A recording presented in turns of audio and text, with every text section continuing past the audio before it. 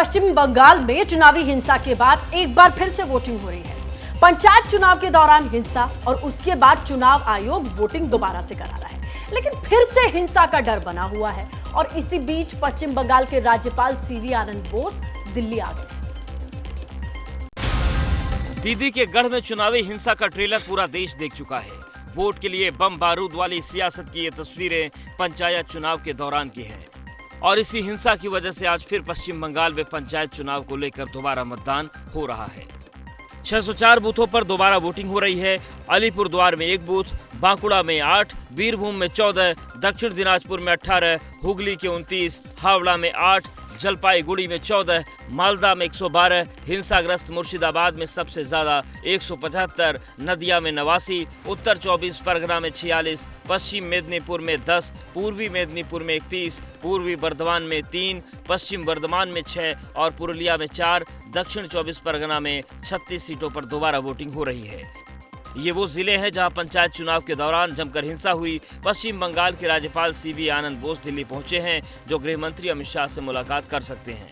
हालांकि अधिकारियों का कहना है कि राज्यपाल हिंसा की रिपोर्ट अमित शाह को सौंप सकते हैं। महाराष्ट्र में सियासी उठापटक के बीच बयानबाजी और आरोप प्रत्यारोप का दौर भी जारी है। मुख्यमंत्री एकनाथ शिंदे ने तुष्टीकरण के लिए कांग्रेस को निशाने पर लिया, तो रामदास आठवले ने यह बयान देकर चौंका दिया कि शरद पवार और उद्धव ठाकरे के बुरे दिन शुरू हो गए हैं। वहीं उद्धव ठाकरे ने बीजेपी को लेकर कहा है कि उसकी एक पार्टी एक देश की मंशा कभी पूरी नहीं होगी।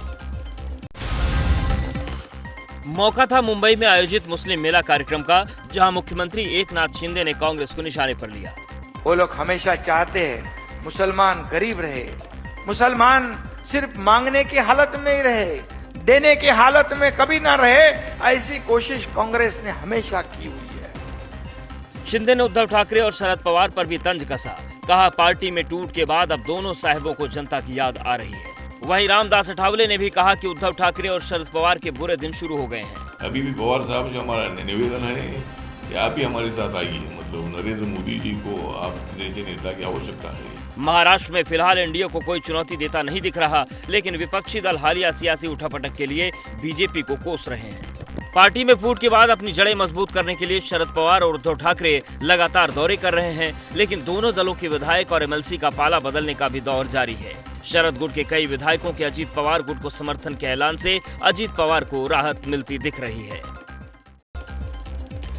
आम चुनाव से पहले बिहार में अपना कुनबा बढ़ाने के लिए बीजेपी की कोशिशें लगातार जारी हैं। चिराग पासवान ने अपनी पार्टी की बैठक के बाद एनडीए का हिस्सा बनने के संकेत दे दिए हैं, तो जीतन राम मांझी ने भी साफ साफ ये कह दिया है कि बीजेपी ने उन्हें सम्मानजनक सीटें देने का आश्वासन दिया है।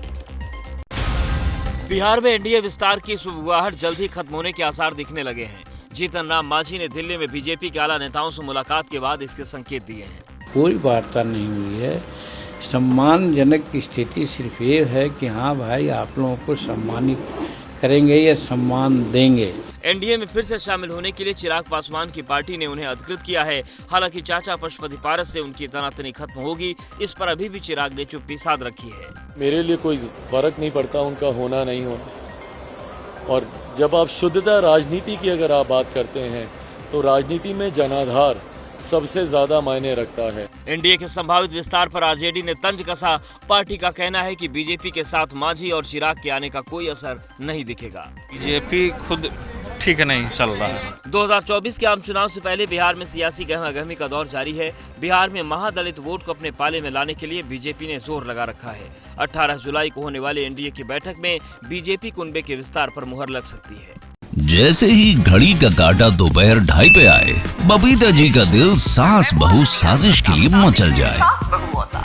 और ये है इनकी बहू, पूरे दिन ऑफिस की टेंशन हो जाए गॉन जब ये करें अपना फेवरेट शो फ्री टाइम पे ऑन। इनकी तरह आप भी देखिए अपना फेवरेट शो अपने टाइम पर और डाउनलोड कीजिए एबीपी लाइव ऐप अपने स्मार्ट टीवी पर।